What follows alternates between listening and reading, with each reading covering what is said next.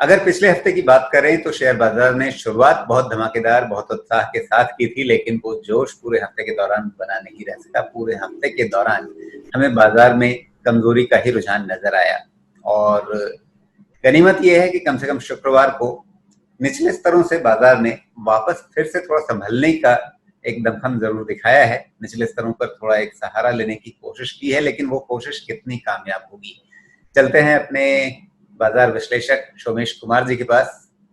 सोमेश, जो पिछले हफ्ते आपने कहा था, जो एक स्टॉप लॉस रखा था आपने 99.50 का, वो ट्रिगर हुआ और उसके बाद बाजार में किस तरीके से कमजोरी आई वो हम सब ने देखा। अब यहां से आगे आपका नजरिया क्या बन रहा है? ओके, तो 9950 जैसे हमने बात की थी कि ये जब तक होल्ड करेगा निफ्टी धीरे धीरे आगे ही बढ़ेगा 10,500 तरफ हम जो देख रहे थे। लेकिन चूंकि मार्केट बहुत ओवर हीटेड था, across the globe over heated था, इसलिए 9950 टूटा। और टूटा तो हमने ये भी बात किया था 9,500 और या 9,600 के तरफ एक बारी आएगा और वहां पे रीअसेस करना होगा हमें कि निफ्टी अब आगे कैसा करेगा। इतनी जल्दी आके 9,550 और उतनी जल्दी वापस ऊपर चला जाएगा, ये बहुत तेजी से हो रही है चीजें। और जब चीजें इतनी तेजी से हो तो थोड़ा असेसमेंट भी मुश्किल हो जाता है। तो आज के तारीख में जो डाउ ने थर्सडे को लो बनाया और जो निफ्टी ने थर्सडे को लो बनाया, हमारे शॉर्ट टर्म ट्रेंड के लिए ये बहुत इंपॉर्टेंट लो हो गया।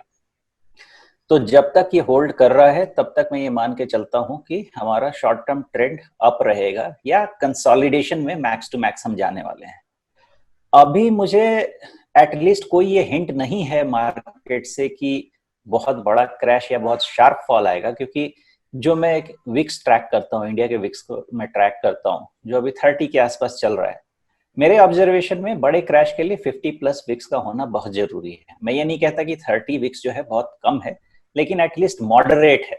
तो मेरे पास अभी ऐसा कोई फीलर नहीं है कि जो अचानक से डाउ में इतना बड़ा गिरावट आया और उसके बाद जो थोड़े समय के लिए ही पैनिक क्रिएट हुआ था मार्केट में, उसको जस्टिफाई किया जा सके डेटा से। सो उसका हमें दूसरे दिन समझने को भी मिला कि हाँ, अभी क्रैश नहीं होगा, अभी कंसोलिडेशन होगा।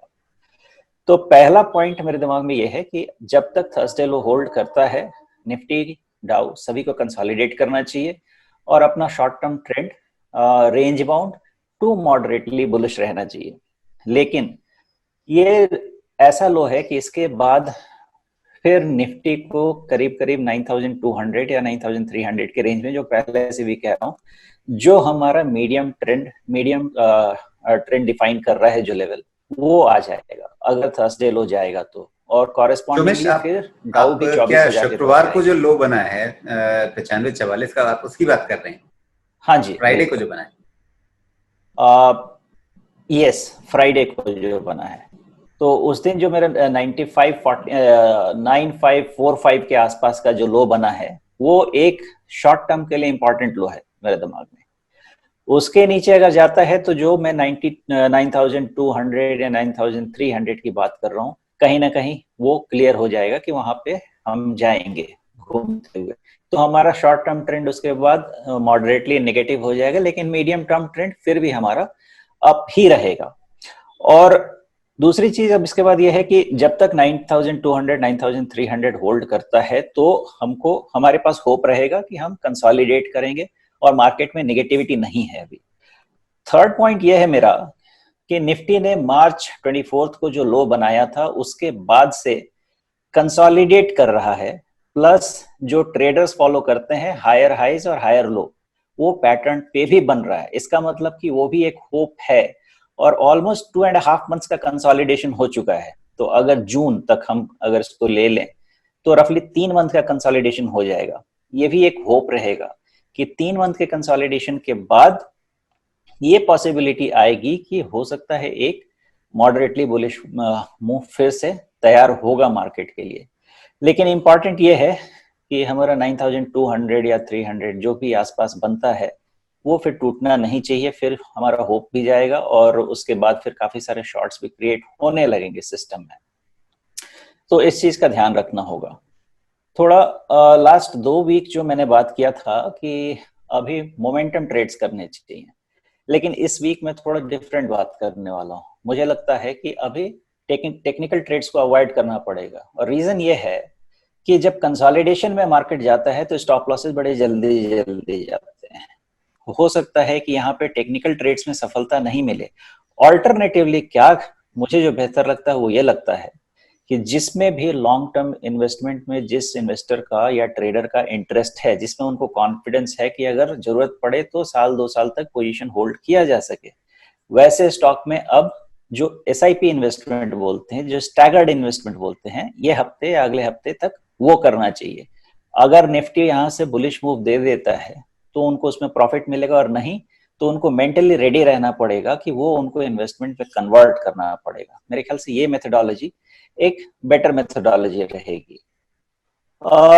नेक्स्ट जो मैं समझ रहा हूँ कि अगर जून हम जितनी भी निफ्टी को जितनी भी इंजरीज हैं, अगर जून तक ये सह लेती है तो जुलाई में शायद एक डायरेक्शन अपने को मिलने वाला है। वो हमें एसेस करना पड़ेगा, क्योंकि 25 जून को F&O एक्सपायरी है, कुछ शॉर्ट कवरिंग्स आएंगी, उसके बाद निफ्टी को एक ट्रेंड मिलेगा। तो ये पॉसिबिलिटी है कि अगर जून तक जितनी इंजरीज है निफ्टी ले तो शायद जुलाई में हमें कुछ अच्छा देखने को मिले। तो जून में क्रिटिकल देख रहा हूँ अभी मेरे हिसाब से। जी, यहाँ जैसा आपने कहा कि टेक्निकल ट्रेड्स में काफी लोग हायर हाइज हायर लो इस तरह के पैटर्न को बहुत महत्व देते हैं, और अगर हम मार्च में जो बॉटम बना, तलहटी बनी 7511 की 7511, और उसके बाद फिर हमने एक निचला स्तर देखा है, ये बना है लगभग 8800 के आसपास, 8807 का है, 8807 मान ले। और उसके बाद अब अगर ये जो अभी हमें पिछले हफ्ते का बॉटम दिखा है 9544 का, अगर इन तीनों को हम एक पैटर्न के रूप में देखें तो हायर हाइज हायर लोज का एक पैटर्न हमें बनता हुआ दिख रहा है, क्योंकि इस बीच हमें हायर हाइज भी बनते हुए दिखे हैं। एक हाई बना जो 9889 का था, और उसके बाद फिर एक हाई हमारे सामने आया जो अभी पिछले हफ्ते सोमवार को बना, और वो 10,328 का था। तो ये पैटर्न अगर कंफर्म होता है, यानी अगर पिछले शुक्रवार का जो बॉटम है वो टूटता नहीं है, तो फिर आप ऊपर की ओर निफ्टी को क्या वापस, जो पिछले हफ्ते का हमारा एक डिस्कशन था कि शायद 200 दिनों के मूविंग एवरेज को छूने के लिए निफ्टी एक बार ट्राई करेगा, क्या उस ओर फिर से जाता हुआ देखेंगे इसे?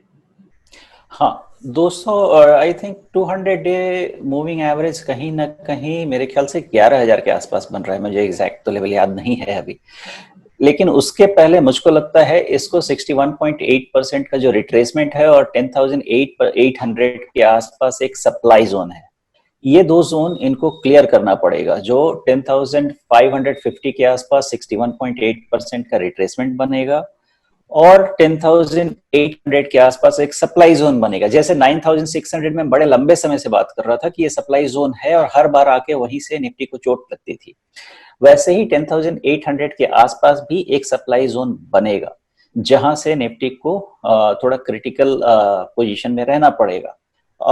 शायद उसके ऊपर मूविंग एवरेज, या उस समय तक हो सकता है कंसोलिडेशन के बाद 200 मूविंग एवरेज नीचे भी आए थोड़ा सा, और उस लेवल पे भी पहुंचे। जो ये 200 दिनों का मूविंग एवरेज है वो 10,900 के कुछ ऊपर चल रहा है और धीरे धीरे हल्का सा नीचे आ रहा है, तो शायद जो 10,800 900 के बीच में ही हमें अगले 1-2 हफ्तों में वो पहुंचता हुआ दिखेगा, आ जाएगा।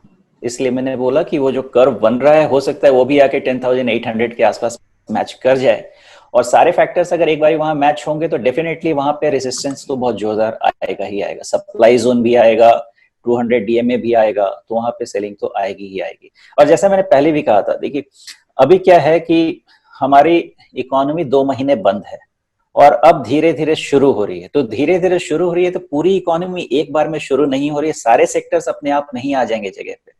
मतलब यह है कि हमें वापस आने में वक्त लगेगा। तो जो हमने 2 महीने खोए हैं उसको वापस लाने के लिए 6 या 9 महीने भी लग सकते हैं, इतनी तेजी से वापस नहीं आएगा।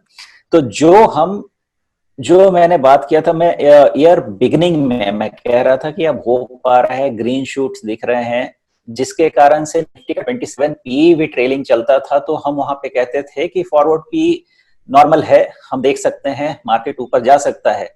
अब जब इकोनॉमी बंद है तो मैंने अभी फॉरवर्ड पी की बात करनी ही बंद कर दी है, बिकॉज मुझे खुद को विजिबिलिटी नहीं है कि फॉरवर्ड पी कैसा दिखेगा। और जब मैं से ट्रेलिंग पीई की बात करूं तो लास्ट वीक भी मैंने बोला 1 स्टैंडर्ड डिविएशन मीन से अगर हाई चल रहा है ट्रेलिंग पीई तो कहीं ना कहीं रिस्क लेवल तो है मार्केट में। तो 10,000 के ऊपर मेरा सजेशन यही है लोगों को कि 80-20 का 80% इन्वेस्टमेंट और 20% कैश का लेवल बना के रखें। नीचे आए तो इन्वेस्ट करें, ऊपर जाए तो कैश लेवल बढ़ा के रखें। तो वो कॉशन इंपॉर्टेंट है। 10,000 के ऊपर कोई भी लेवल रहेगा वहां पे थोड़ी लालच तो आएगी, नॉर्मली आती है कि अब बुल रन आ रहा है, वहां पे अपने आप को कंट्रोल करना थोड़ा जरूरी होगा मेरे हिसाब से। जी, यानी कुल मिलाकर के 10,000 के ऊपर के स्तर आने की संभावना आपको साफ दिखती है अगर ये पैटर्न बना रहता है, लेकिन उन स्तरों पर आप बहुत कंफर्टेबल नहीं रहेंगे। हमेशा ये आशंका रहेगी कि शायद पता नहीं कब बाजार किस बहाने से वापस फिर नीचे की चाल शुरू कर दे। क्या इस नोट पर इस बातचीत को हम खत्म करें? हाँ जी बिल्कुल। जी सोमेश, बहुत बहुत धन्यवाद समय निकालने के लिए और इस बातचीत के लिए।